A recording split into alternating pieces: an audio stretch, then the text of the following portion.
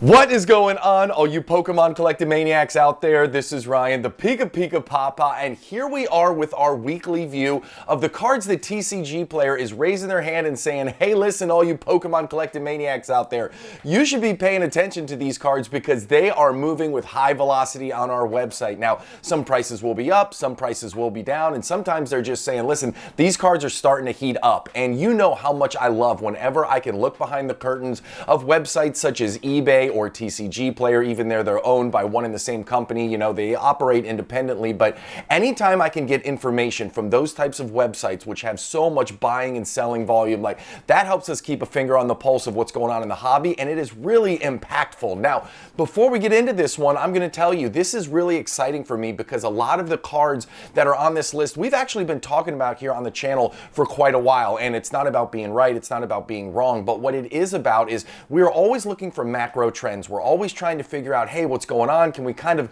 use data-driven approaches? Can we use trend analysis to give us an idea of what might happen, or at least the direction that the market is moving? And it's really cool to see some of the things we've been talking about for so long actually show up on this video, and I can't wait to show you the cards. But as always, before I get into that, listen, as I said, we do this video series every single week. We do tons of data dives on the channel. So if that kind of stuff gets you excited, hit that subscribe button. We have an awesome community. I would love for you to be a part of it. If you like what you see, give us a thumbs up. If you have questions or comments, drop them down below. I have to say this, I appreciate you watching this so very much, and those three little things go a long way in really helping my small channel out. So with that out of the way, you know, obviously you can tell there's going to be a Gengar on this list. You know that Gengar is my absolute favorite. So of course, I'm going to start off with the Gengar here. Now, what's really exciting for this was the rarer variant of this, right, was on the list last week. So we have seen two Gengar and Mimikyu tag team cards from Team Up on the list 2 weeks in a row, which is incredibly exciting. Now, the price graph was very different, right? The other one that was on the list last week, excuse me, is the much more rarer, much more expensive version. That one's up to $300. But what we saw was it had actually been coming down for quite a while, and then it hit that support level. We talk about support levels a whole lot on this channel. Actually, I probably owe you a whole video on support levels, which I think I'm going to do sometime in the near future, but it hit that support level, and then it was starting to really take off. Now, this card has really been on a steady growth pattern ever since October of 2023. And we have been charting Sun and Moon singles cards, the top 20 singles cards from all of the sets that have booster boxes for the last almost a year now. And we have noticed that Sun and Moon has been really undervalued as of late. While we saw a lot of the Sword and Shield prices go up, obviously alt art spiked through the roof. They're all coming back down. But during this whole period, during all of 2024, we have seen Sun and Moon prices stay relatively directionally flat. And we have talked about some awesome opportunities in that space, especially in the big sets like Team Up, and especially with big names like Gengar. So really excited to see 2 weeks in a row we get tag team Gengar cards from Team Up on the list. And again, this card is up 51% over the course of the year. Really, really exciting to see this card on here. You know how much I love Gengar. So I had to add this as the very first card we talk about. Now, next one right here is another card that I've talked about. I am such a huge fan of this Arceus from Brilliant Stars. I think the artwork is absolutely stunning. I think Brilliant Stars is a little bit overshadowed right now by Evolving Skies, obviously. I think Chilling Reign is super hot. Fusion Strike is getting a lot of love. You know, Brilliant Stars right now is kind of battling with Astral Radiance. It's battling with Lost Origin, like where are those sets going to finish up in the long run? But when we're talking 3-5 years from now, I think Brilliant Stars is going to obviously be one of the bigger sets in the Sword and Shield block. Now, this card had absolutely spiked, just like all alt arts. I think this is a great example of when the macro hobby moves in a certain direction.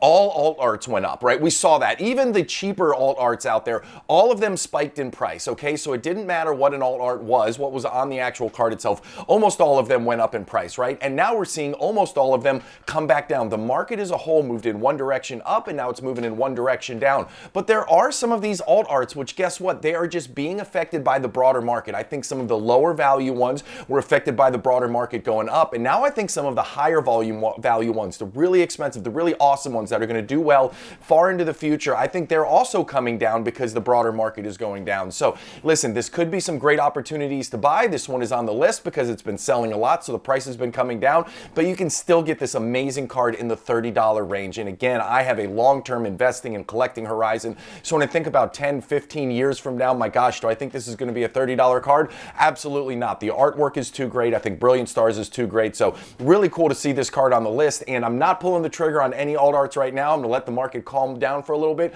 but there could be some really cool buying opportunities if some of these big, awesome, crazy artwork cards start to come down. Then maybe there's an opportunity to get in. So really cool to see this one on here. And the next one right here is another card that we have specifically called out, right? When we talked about illustration rare cards from all of the Scarlet and Violet sets, Obsidian Flames is not the favorite set, okay? It's not the favorite set of the Scarlet and Violet era.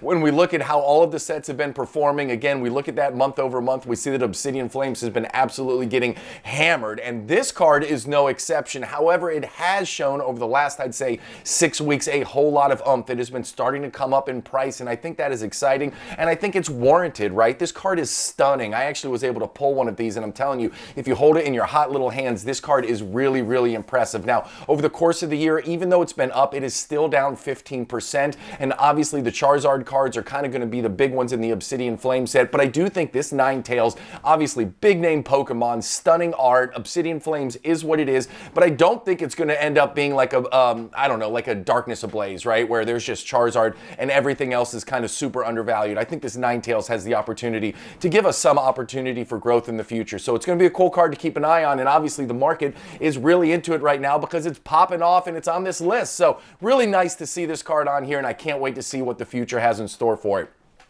Next one right here, we have seen so many of these prize pack series cards on this list. They have been popping up all over the place. We look at all kinds of different data sources, all kinds of different price movements, and I'm going to tell you these prize pack series cards really have been just a surprising left field jump out of nowhere spike in price. Now, obviously evolutions have just been going crazy. You know, we've got there's a lot of evolution love in the Sword and Shield block, and now obviously we had the recent Eevee card which dropped, and that thing is on fire. So just a lot of excitement and momentum around that space, and this card is no exception. Look at that. It literally just popped all the way up from $30 to $40 almost in the span of 2 to 3 weeks. And so this is just, I'm not necessarily jumping in on this card. This is kind of like an FYI, but I will say as a whole, these prize pack series cards have been going absolutely bonkers as of late. And again, just because you can't maybe get into this right now, this is the intent of this is so we can see these patterns, and maybe if we see something similar to this come out in the future,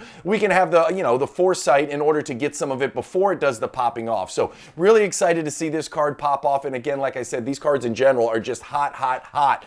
The next one's right here. So obviously, you know that I am not a player of the game. I am an investor. I'm a collector in the space, and I can see that my ugly mug is kind of cutting off the words on that one deck, but guess what? We're going to go through it anyways. But the Regidragos right here, these cards obviously are driven by playability, but the cool thing is they are absolutely going off in price. Now, TCG Player has it does a couple different things. TCG Player, obviously, I think it caters a little bit more towards the game side, towards the people who are playing the game. I think that those are more sales on there. I think eBay, from an investing and collecting side of things, I think that's a better representation of that side of the hobby. But it is awesome to see these cards pop off in price. One is from Silver, actually they're both from Silver Tempest, excuse me. You got the Rainbow Rare in there, you got the V-Star up there, like just really cool cards. And hey, listen, once it rotates out, the prices are going to probably come back down, but it is really interesting and really cool to see that both of these cards are obviously popping off. Really cool. It says that you take the top 7 cards off of your deck, and then you have the opportunity to pull 2 cards from your discard pile,